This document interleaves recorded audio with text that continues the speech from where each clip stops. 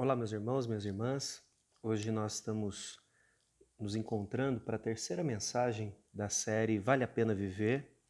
Nós já falamos sobre o passado, falamos sobre o presente e hoje nós vamos falar sobre o futuro. Na verdade, o tema de hoje é Não Sofra com o Futuro.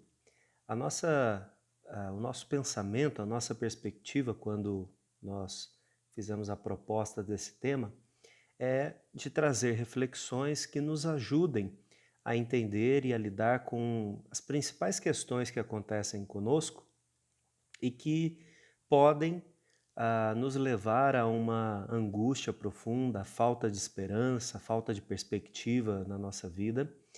E muitas pessoas no nosso mundo, ao enfrentar uma situação dessa, elas acabam considerando uma possibilidade que é a do suicídio. No mês de setembro, existe então uma campanha chamada Setembro Amarelo, que se propõe a discutir a respeito dessa questão do suicídio, das causas e procura abrir o diálogo, né, para que as pessoas falem a esse respeito. Com relação a isso, existe algumas instituições, né, alguns movimentos especializados em uma escuta profissional. Um deles é o CVV, o número é 188, e a proposta, o número de telefone, né, 188, e a proposta do CVV é exatamente ouvir, acolher essas pessoas que estão passando por essa situação e estão pensando ou considerando ou tentaram já a questão do suicídio, né? Como eu disse nas outras mensagens, a questão do suicídio para a igreja ele sempre foi assunto tratado como um tabu, eu diria assim, e não é por outro sentido que não o de entendermos que Deus é aquele que doa a nossa vida, que nos dá a vida, e sendo assim ele é o único que tem, né, a autoridade para tirar. Quando então alguém comete suicídio, isso seria uma afronta, né? E foi durante muitos anos, muitos séculos, entendido que alguém que cometia suicídio ia para o inferno. Nós entendemos, a partir da nossa teologia reformada, que não é um pecado, sendo o suicídio um pecado, que não é um pecado que nos conduz ao inferno. É possível a gente discutir que a pessoa que chega a pensar uma possibilidade dessa seria alguém que está com a sua visão nublada a respeito de Deus.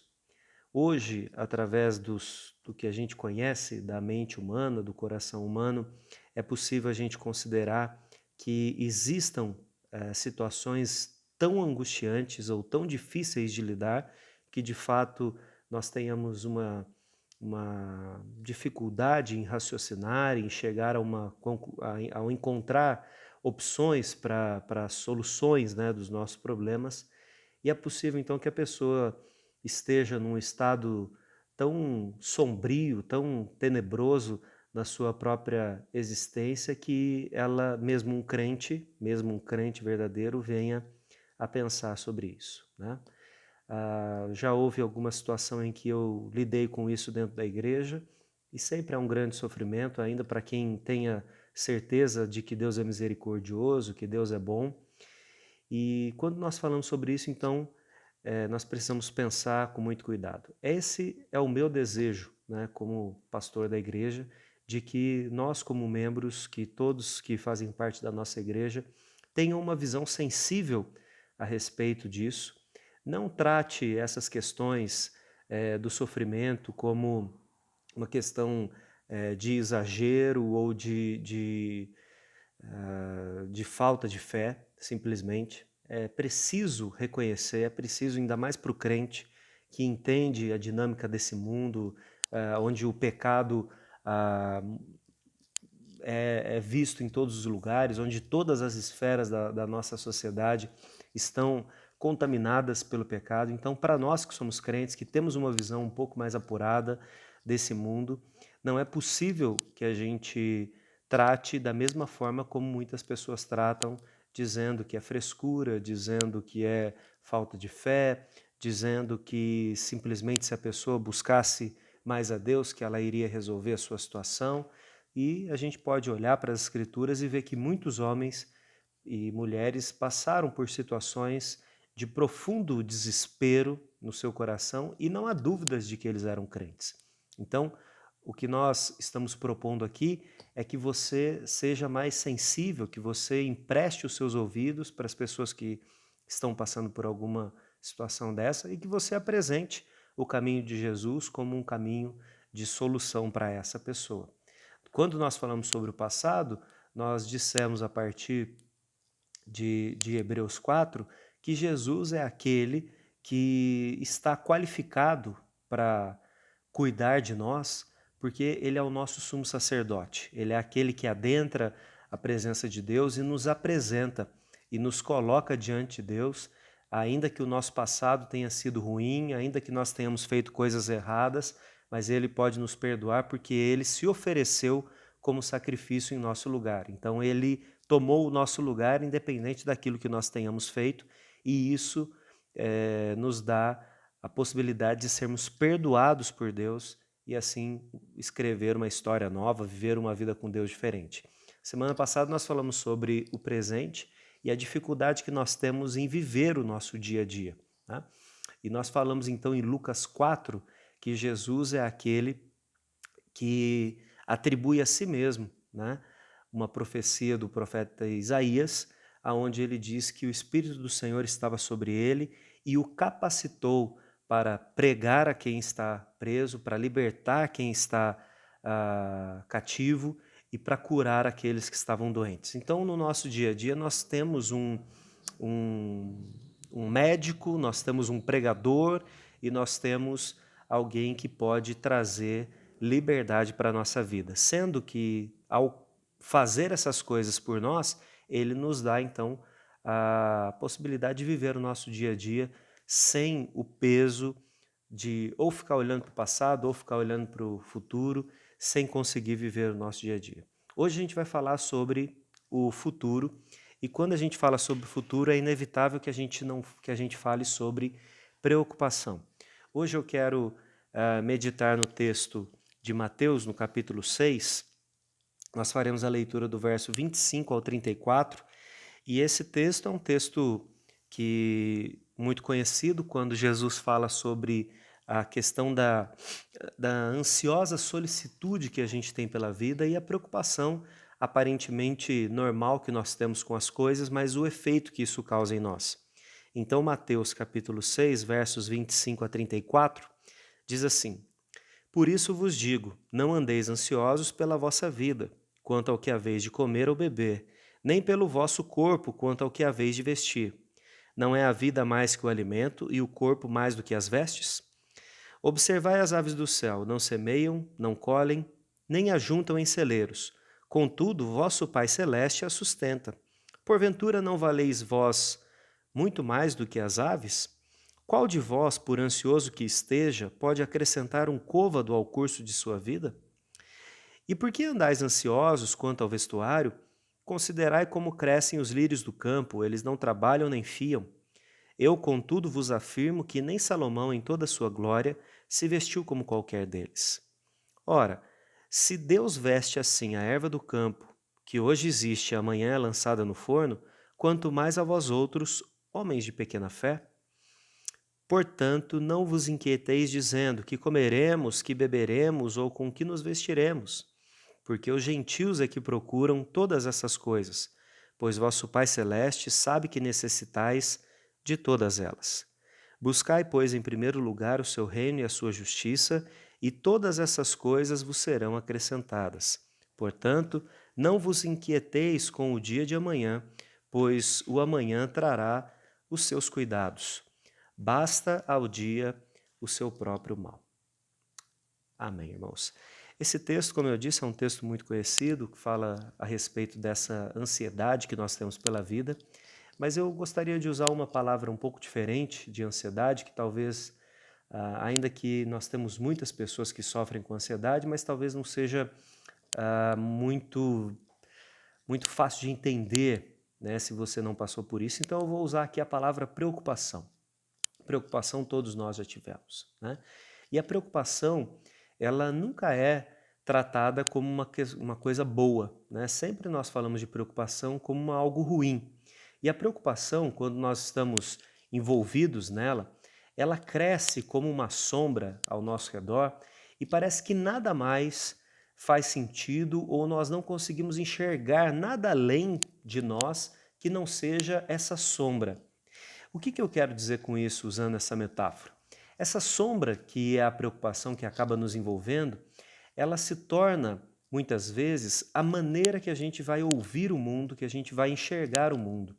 Então, por exemplo, se você é alguém que acaba se preocupando com a sua vida financeira e é casado, e a sua esposa pede para você passar no mercado e trazer alguma coisa, o que ela pediu é legítimo, né? Na nossa casa a gente precisa passar no mercado, comprar alguma coisa, mas muitas vezes por causa da preocupação que você está e essa sombra que está envolvida em você, o ruído que gera ao ouvir passar no mercado coloca em você um medo absurdo de que de repente você não consiga sustentar a sua família. E aí, esse medo gerado pela possibilidade de você não conseguir cuidar da sua família, faz com que muitas vezes você responda à sua esposa dizendo: mas de novo? Toda hora? Você só pensa em dinheiro? Você só fala nisso? Né? Sendo que o que você ia comprar no mercado era legítimo, você ia usufruir disso, a sua família ia usufruir disso, mas a preocupação ela é essa sombra que que envolve muitas vezes a nossa vida, que nos faz não ouvir o que a pessoa está dizendo, mas interpretar a partir de um ruído que ela está dizendo que você precisa fazer as coisas hoje, urgente, e necessariamente não é aquilo. Se você está preocupado com o seu trabalho, em perder o trabalho, por exemplo, aí um cliente chega e fala com você e aquela reclamação, talvez um ajuste ou talvez até mesmo uma pergunta que ela fez a respeito daquilo que você faz, pode ser ouvido por você, pode ser interpretado por você como um desagrado, como algo que vai ser devolvido, como algo que vai ser que não vai ser pago, por exemplo, ou se vier do seu chefe, pode ser ouvido como uma ameaça, né? Então nós passamos a criar histórias a partir de coisas que são reais e legítimas, nosso trabalho, nossa vida financeira, nosso sustento, nossa família, os nossos relacionamentos. Nós começamos a criar histórias em cima daquilo que de fato é, porque existe então essa sombra em cima de nós, que é a preocupação. Normalmente essa preocupação se refere ao futuro. Eu vou continuar empregado, eu vou ter dinheiro para sustentar a minha família, eu terei saúde para fazer as coisas. E a preocupação, então, ela de alguma forma, ela vem arruinando os nossos relacionamentos, porque a partir do momento que eu não ouço o que a pessoa diz, mas eu interpreto a partir de algo que eu estou sentindo, eu corro o grande risco de tratar mal essa pessoa, ou então não cuidar da forma que deveria ser. A preocupação ela também arruína o nosso sono, né? Então você, espero que não tenha passado por isso, mas muitas pessoas sofrem para dormir, né? E a gente fala, mas por quê, né? Às vezes você passa o dia todo cansado, mas quando chega para dormir você não consegue fechar os olhos e descansar. Ou se consegue dormir, de repente o seu sono é aquele sono que uma agulha caiu no chão, você acorda, né? Porque a preocupação ela faz isso. E aí você vai chegar muitas vezes a uma condição de que às 3 horas da manhã você acorda, desperta, preocupado em se você fez tudo o que devia, se você mandou aquele e-mail, se você fez a ligação, se a pessoa entendeu a mensagem, se você pagou a conta, se você vai ter dinheiro para completar para pagar a conta, e isso vai gerando esse sentimento de angústia, né? Essa preocupação vai aumentando. E aí você já não consegue descansar, o dia seguinte já começa pesado, difícil, e isso vai virando uma bola de neve e é muito difícil a gente sair disso. Uma outra coisa que a preocupação faz conosco é que ela esgota a nossa alegria. Quando a gente está preocupado, a gente não consegue celebrar as coisas. Infelizmente, é tirado diante dos nossos olhos tudo aquilo que poderia ser de alegria. Parece até que a gente conhece essas pessoas, mas não nota muito quando nós estamos fazendo isso, né? Então, alguém chama você para almoçar na casa dela e você vai, e era para ser um momento de celebração, talvez ali a sua família. E aí, sentados à mesa, alguém comenta a respeito da comida. E como você está preocupado com o sustento, com o trabalho, seja lá com o que for, a única coisa que você consegue pensar é no preço do arroz no supermercado. E aí aquele momento que era um momento de celebrar, de comer junto com quem você ama e tudo mais, se torna um momento de reclamar. Vocês viram o preço do arroz? Vocês viram o preço da carne de boi? Será que vai dar para a gente sair dessa situação? Vocês viram quantas pessoas perderam o emprego? E assim a gente vai alimentando e tornando mais espessa essa sombra que está ao nosso redor da preocupação. Nós perdemos a alegria, nós não conseguimos enxergar as coisas a partir daquilo, né? E de certa forma, como tudo isso já aconteceu, a nossa energia também se exaure. Nós não temos força para fazer as coisas, nós não pensamos no dia seguinte, um dia de trabalho, como algo que nos traga alegria ou expectativa. Na verdade, a gente sempre pensa no futuro como algo muito pesado. Em resumo, isso tudo vai fazendo o nosso pensamento se tornar essa nuvem de preocupação espessa, escura, difícil de ouvir ou de enxergar algo além disso, né?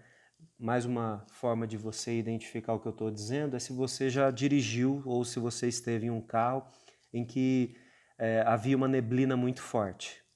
Você não consegue saber o que tem no quilômetro seguinte. E isso gera uma angústia. Mas a verdade, irmãos, é que mesmo se o dia estiver ensolarado, você não tem garantia nenhuma que no próximo quilômetro vai estar tudo bem. Às vezes a gente não pensa isso, né? A gente só pensa no que está ruim naquele momento que a gente está passando por tribulação. E a gente esquece que o próximo quilômetro na estrada sempre vai ser um passo de fé. Sempre vai ser acreditar que as coisas estarão bem no futuro e a gente vai estar preparado para isso. Nosso carro vai ter freio, nós teremos o sistema ali todo do automóvel vai estar adequado para a gente chegar lá sem nenhum dano para nós, né? É isso que Jesus está falando nesse texto. É claro que ele não usou a analogia do carro e muito menos a da nuvem espessa que eu estou trazendo aqui, mas é isso que ele fala. O que ele está dizendo é que muitas vezes a gente se preocupa com coisas que são legítimas. Se preocupar com a comida, com o que beber e com o que vestir são coisas essenciais. A roupa, não necessariamente Jesus está falando sobre se vestir com roupa de marca, roupa cara, ele está falando da roupa no sentido de proteção. A gente tem que lembrar que naquela época as pessoas usavam camadas de roupa e essas camadas elas eram uma para higiene, outra para proteção do corpo e uma última ainda era uma proteção com relação ao tempo, né? Ao sol que era muito forte ou então à noite que era muito fria. Então Jesus ele não está falando com uma preocupação aqui da gente usar roupa de marca ou ter um status que demonstrado a partir da nossa roupa. Ele está falando sobre segurança, né? Ele está falando sobre comida, então ele está falando sobre coisas essenciais. Mas o que ele diz é que é possível que numa situação em que uma ponta de preocupação comece a nascer em nós, uma nuvenzinha de preocupação comece a nos cercar, essas coisas que são naturais de nos preocupar se tornem grandes problemas. E aí, quando esses problemas aparecem ou eles se consolidam na nossa vida, nós temos medo do amanhã. Então nós comemos o pão de hoje pensando, será que vai ter para amanhã? Será que eu vou conseguir vender? Ou será que eu vou conseguir receber? Ou será que a minha empresa vai manter o meu cargo? Ou será que o governo vai manter as aposentadorias? E aí a gente começa a construir historinhas que levam a gente a ficar apavorado, a ficar numa condição que a gente não aproveita o pão de hoje. E aí é muito importante a gente falar sobre o pão porque Jesus nos ensinou, né, a pedir apenas o pão de cada dia. O dia de amanhã ele irá prover. a roupa também e as outras coisas assim. O que eu quero, na verdade, trazer hoje para a nossa reflexão é que esse texto de Jesus nos mostra que nós não precisamos sofrer com o nosso futuro. E eu queria fazer uma distinção aqui, no sentido de tentar fazer algumas aplicações, que pode ser que você que me ouve seja um crente. E sendo um crente, você pode passar por essas situações. Se você está passando por uma situação de preocupação com o futuro, isso não significa que você perdeu a fé, isso não significa que você é fraco na fé, mas pode ser que exista coisas que você não está vendo na sua vida e que estão causando essa dificuldade em experimentar ou descansar no Senhor. Mas pode ser também que você que me ouve não creia em Deus ainda. E aí eu quero apresentar para você a forma como Jesus traz esses elementos para nos confortar. E eu quero fazer um convite para que você pense em crer em Jesus, né? Para que você considere crer em Jesus, porque estar sozinho nesse mundo é extremamente arriscado, é extremamente difícil. Mas Jesus diz que ele cuida daqueles que são dele. Então, eu queria que você considerasse essa possibilidade hoje. Sendo assim, eu quero começar a trazer alguns pontos aqui para a nossa aplicação, que começa no verso 25. Na tradução que nós usamos, a maior parte de nós, a palavra que aparece aqui é não andeis ansiosos. Essa palavra ela pode ser traduzida como não andeis preocupados ou não vos preocupeis, né? Que é também a forma como nós estamos falando aqui hoje. Essa palavra, ela está no texto como um substantivo, mas ela também tem a sua forma como um verbo e basicamente ela tem um sentido de cuidar, né?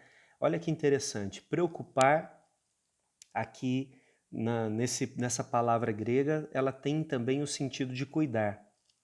E muitas vezes essa palavra ela aparece como um cuidado positivo, né? Como uma necessidade realmente de cuidar da pessoa ou cuidar de uma situação e isso ser positivo.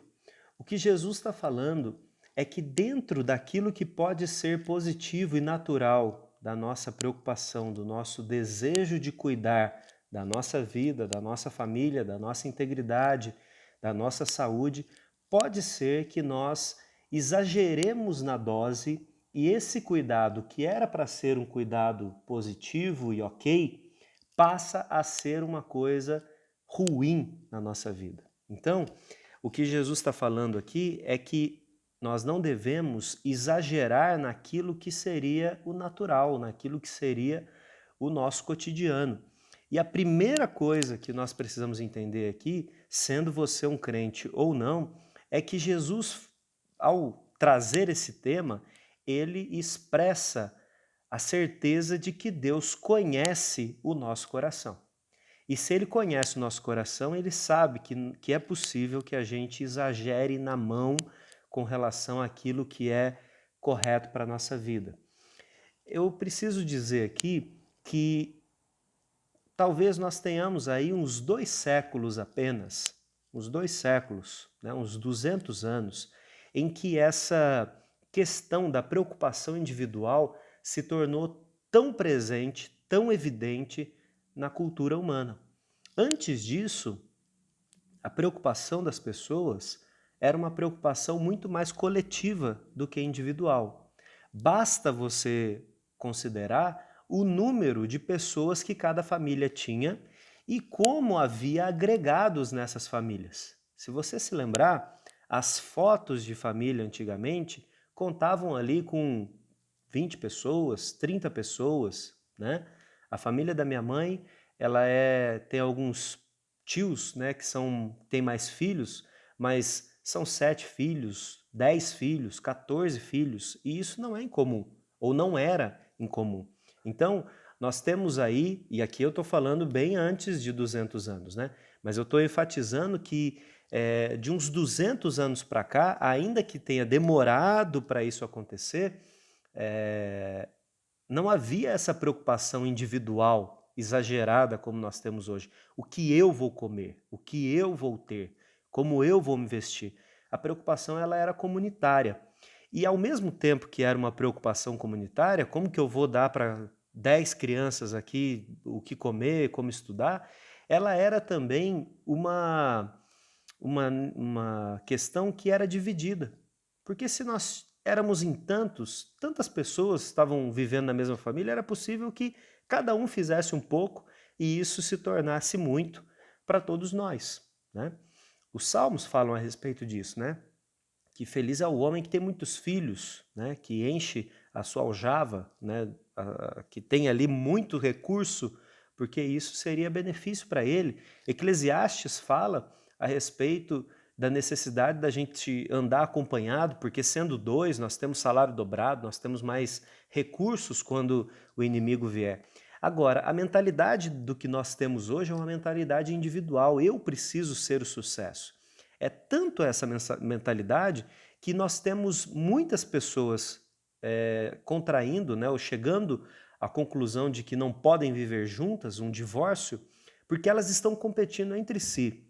Então nós temos famílias muito reduzidas hoje, 1 filho, 2 filhos. Quem tem 3 filhos hoje é considerado louco, né? 4 filhos então é um absurdo, né? Coisa que antes, se você tivesse só um filho, nossa, que tristeza, você só tem um filho, né? Eu tenho 12, era uma alegria, né?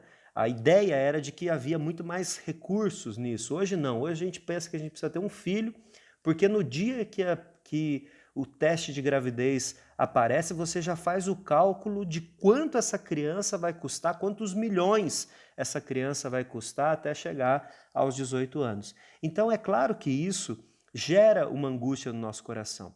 E nesse sentido, a primeira coisa que nós precisamos entender é que Jesus, como Deus, ele sabe o nosso coração e ele sabe as nossas preocupações.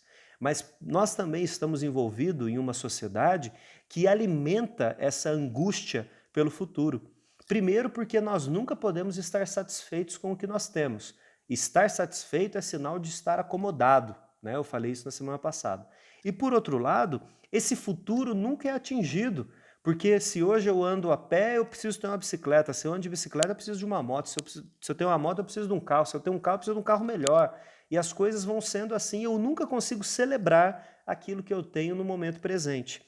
A sociedade que nós estamos, e aí é isso que eu queria chegar, o Evangelho, meus irmãos e irmãs, ele é o poder de Deus para a nossa salvação, mas ele é o poder de Deus também para abrir os nossos olhos para esse contexto. Enquanto eu estou envolvido e achando que essa é a vida que precisa ser vivida, eu estou completamente contaminado, cego, surdo e indo em direção a algo que está destruindo a minha vida. O Evangelho, então, ele entra na minha vida para me mostrar que as coisas elas não têm que ser assim. E que essa preocupação exagerada com o futuro, ou então em atingir um padrão que é estabelecido como sendo de sucesso, isso acaba matando a minha vida no presente e me coloca num pavor com relação ao futuro. Porque a preocupação que muitas vezes nós ouvimos, e aqui mais uma vez é essa questão do cuidado exacerbado, exagerado, é de você ter um filho com 5 anos e já está preocupado como que ele vai fazer para se formar na faculdade. Ou então você está na casa dos 30 anos e já está sofrendo, porque as mudanças da Previdência, pode ser que eu tenha que trabalhar 5 anos a mais, 10 anos a mais para me aposentar. Então, já que é assim, eu vou recorrer a uma previdência privada. Não há problema nenhum, biblicamente, da gente fazer planos, e muito menos de ser diligentes e organizados com relação às nossas coisas. Mas fazer com que essa nuvem se torne cada vez mais espessa em volta de mim e me torne preocupado ao ponto de não conseguir viver, porque eu estou pensando como que eu vou fazer daqui 30 anos, é uma loucura, irmãos. É uma loucura, porque quem disse que eu vou chegar daqui lá? Né? É claro que eu tenho que tomar as providências, né? Ter lá um carnê de INSS, se eu puder fazer lá um aporte financeiro para garantir uma aposentadoria privada, é claro que eu posso fazer isso. Se eu deixar para fazer isso de um ano para o outro, é claro que eu vou ter dificuldade. Eu posso diluir isso em vários anos, mas isso não pode me consumir ao ponto de pensar no futuro e ter uma dor no estômago, né? É interessante que a palavra ansiedade, ela traz uma ideia de estar sufocado, né? Então, é isso que a ansiedade, é isso que a preocupação faz com a gente. A gente olha para o futuro e se sente sem ar. A gente não consegue vislumbrar possibilidade de sucesso, ou de alegria, ou de uma vida no mínimo tranquila, boa, que seja, né? E aí nós, quando sentamos para conversar, nós sempre vamos falar sobre o que vai de mal a pior. Então, quando você diz que você tem 2 filhos, isso já acontece comigo, tá? Não é uma coisa que eu estou pensando, eu estou inventando, mas quando a gente senta para conversar com algumas pessoas e a gente fala que tem 2 filhos, as pessoas falam, nossa, mas você é corajoso, né? Num mundo como esse, ter 2 filhos, como que vai ser, né? Como que vai ser lá na faculdade? Como que vai ser a vida dessas crianças? E se você parar para pensar, irmãos, a vida no mundo, ela sempre foi assim. Ela sempre foi assim. E ela sempre foi assim por causa do pecado, né? Então, nós não pensamos que Deus pode nos sustentar e nos socorrer, nós pensamos que nós estamos por conta e risco. E muitas vezes o cristão ele também cai nessa preocupação, porque é claro, nós somos fruto do nosso tempo, nós estamos vivendo nesse mundo. E aí nós começamos a assumir esses critérios que não são os critérios que deveriam estar presentes na nossa vida. Porque Jesus falou, olha, você pode ter uma preocupação legítima que se torna um problema para você. Por isso que você não deve se preocupar com o cuidado. Afinal de contas, existe um Deus que está cuidando de você. Ou você acha que chegou até aqui pela sua própria capacidade? E aqui, mais uma vez, nós somos confrontados, né? Porque você pode pensar, não, mas eu cheguei até aqui porque minha família é uma família muito boa, proveu recursos para mim. Você sabe, né? Eu não preciso provar para você que existiram muitas famílias na face dessa terra que foram multimilionárias e que fracassaram. Eu não preciso ensinar ou falar a respeito disso, você sabe. Então, se você chegou até aqui, não foi necessariamente porque a sua família preparou todo esse recurso, né? Ou então você pode dizer, não, eu cheguei até aqui porque os meus pais foram muito esforçados, né? Sustentaram a gente, cuidaram da gente. Eu também não preciso dizer que no mundo também teve muita gente esforçada e que não conseguiu. Então, se nós chegamos até aqui, nós chegamos até aqui porque Deus nos trouxe até aqui, né? E se você parar para pensar, você pode falar assim, não, mas eu cheguei, faz 6 meses que a gente está na pandemia aí, mas é porque eu fui muito bem organizado, muito bem, muito diligente e me preparei para passar por uma situação assim. Teve gente que também foi muito organizado e não passou por isso. E ficou, né? E eu não estou dizendo que aquelas pessoas falharam, não. O que eu estou dizendo é que nós estamos nessa fase sendo muito agraciados, muito abençoados.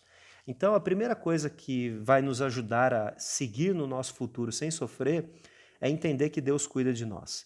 Mesmo que você não conheça a Deus, Ele continua cuidando de você. E se Ele continua cuidando de você, há um convite para que você o conheça, para que você descanse nele, porque o padrão que nós temos do mundo, ele nunca vai diminuir, irmãos. Nós vivemos num padrão de consumo, então é impossível que se faça um celular, e tem um celular aqui na minha frente, que a empresa chegue e fale assim, gente, esse aqui é o nosso aparelho definitivo, tá? Não tem mais nada para melhorar, esse aqui é o último que a gente vai fazer e pronto, acabou. Não existe essa possibilidade, né? Sempre vai ter algum melhor, né? E eles já usam números e letras que é para deixar a gente ansioso, né? É o 10, é o 20, é o 40, é o 50. Aí quando os números ficam muito altos, eles mudam para o A1, A2, A3 e vai assim até o infinito, né? E as propagandas nos mostram e nos fazem pensar de que se a gente não tem isso, a gente está fora, a gente está defasado. E aí é a preocupação que acaba consumindo a gente. Então, muitas vezes, o medo que a gente tem do futuro é o medo de não atingir aquilo que a sociedade diz que a gente precisa atingir, mas não é o que Deus diz que a gente precisa ter. E aqui nós precisamos ser muito sérios em identificar a quem o nosso coração está servindo, né? Se nós estamos servindo a um padrão de vida ou se nós estamos servindo a Deus, para que assim Ele nos socorra, nos mostre, nos ajude e nos sustente. Então, nós começamos E essa é a primeira de duas reflexões que eu quero que você faça hoje. E a segunda reflexão e última que eu gostaria de fazer, de propor para você, é que muitas vezes, irmãos, a preocupação, ela revela os nossos reservatórios de medo. Então, o nosso medo não é necessariamente de não ter arroz e feijão na nossa mesa amanhã. Muitas vezes, a preocupação ela está escondendo o medo que nós temos de ter que pedir para alguém. E se eu pedir para alguém, eu vou ter que reconhecer que talvez eu estou com dificuldade. E se eu reconhecer que eu estou com dificuldade, a pessoa vai achar que eu sou menos capacitado. E aí nós vamos cavando profundamente dentro de nós até conseguir identificar isso. Então as nossas preocupações muitas vezes com o que comer, com o que vestir, com a nossa vida diária, ela não é porque nós de fato achamos que isso pode acontecer, né? Mas é porque nós temos medo de repente nos colocar diante de uma outra pessoa de uma forma fragilizada, de uma forma muito franca, muito honesta. E será que a pessoa vai gostar de mim? Ou será que eu vou continuar tendo o mesmo status se eu for assim? Se eu precisar de ajuda, se eu pedir ajuda, será que as pessoas vão continuar me tratando do mesmo jeito? Então veja, a nossa preocupação ela pode revelar algo de muito mais profundidade dentro de nós. E aqui é o ponto para a gente pensar. Primeiro é se nós cremos que de fato Deus cuida de nós. E segundo é se as nossas preocupações elas não estão escondendo medos que nós temos com relação às outras pessoas, mas não um medo legítimo, um medo de repente a pessoa falar, nossa, mas o pastor precisou de ajuda, mas não é ele que tem que ajudar? E aí a gente fica lidando com essa situação e isso causa pavor em nós. Mais uma vez eu vou lembrar aqui que até pouco tempo atrás a vida ela era muito mais comunitária. E por ser comunitária, muitas vezes a gente nem precisava pedir ajuda, porque a pessoa já chegava, trazia ajuda. Agora nós estamos fechados nos nossos guetos cada vez mais. E quando a gente está fechado, é mais difícil da gente abrir para que outra pessoa chegue, para que outra pessoa veja, para que outra pessoa nos ajude, né?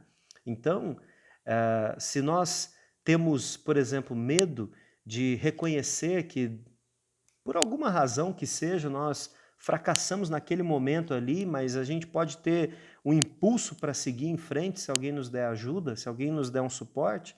Mas se eu não tenho a coragem de reconhecer isso, eu vou ficando sozinho e isso vai aumentando a minha angústia, vai fechando a minha respiração, vai mantendo cada vez mais espessa em volta de mim a preocupação e aí eu me vejo solitário. E a coisa pior que pode acontecer conosco, irmãos, é nós nos sentirmos solitários. Quando a gente se sente solitário, é como se de fato nossas esperanças tivessem acabado, como se de fato as nossas possibilidades de seguir em frente se tornassem mais escassas. É por isso que a igreja ela é sempre uma comunidade, para que nós tenhamos ajuda uns dos outros. E mais do que isso, uma comunidade de pessoas que já estão sendo ajudadas por Deus e conduzidas por Ele. Então, aquilo que nós recebemos, e isso está no livro de Atos, nós consideramos, né, que é algo que está na nossa mão para que a gente abençoe as outras pessoas. Exatamente para que nenhum de nós venha sofrer esse tipo de coisa. E mais, para que a gente olhe para o mundo ao nosso redor e também socorra as pessoas dentro dessas necessidades que cada um pode vir a ter. Gostaria então que você pensasse nessas duas coisas, né? Se você entende que Deus cuida de você e está conduzindo, então se Ele está conduzindo, você não precisa ter medo. Deus já está no futuro, Ele já sabe o que virá. E por outro lado, se de repente as suas preocupações não são uma forma de você fechar algo que você tem medo de mostrar para as pessoas. A boa notícia é que Deus sabe tudo que há dentro de nós e cuida de nós em todos os momentos. E sabe daquilo que nós temos, né? Então, nesse sentido, Deus é um refúgio seguro para a nossa vida. E eu espero que você possa não se preocupar, não ter medo do dia de amanhã, porque, como Jesus diz aqui, no dia de amanhã virá outras coisas que a gente vai ter que lidar. A gente precisa lidar apenas com o dia de hoje. E ele já nos ensinou para que nós oremos pedindo só o pão de cada dia. Que Deus te abençoe